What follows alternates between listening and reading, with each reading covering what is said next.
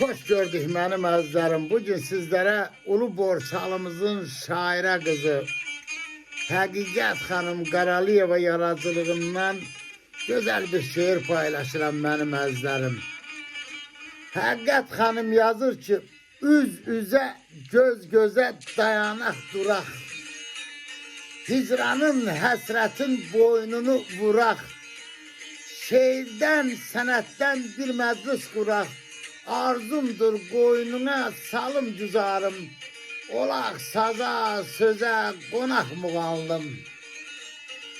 Sıx meşələr hörülməmiş saçındır, debet xıran bir cüt gözün qaşındır, tarix yazan oymağındır, daşındır, kolumu boynuna salım sarılım, olaq saza söze qonaq muğallım. Her pıçıltın, her sözün için darıxdım, her cığırın, her yolun için darıxdım, her çıngılın, her çolun için darıxdım. Hakikaten koy başına dolanım, olaq saza söze qonaq muğallım, olaq saza söze qonaq muğallım. Eşk olsun muğallımla, eşk olsun Hakikat Hanım Qaralıyeva. Sağ olun dostlar.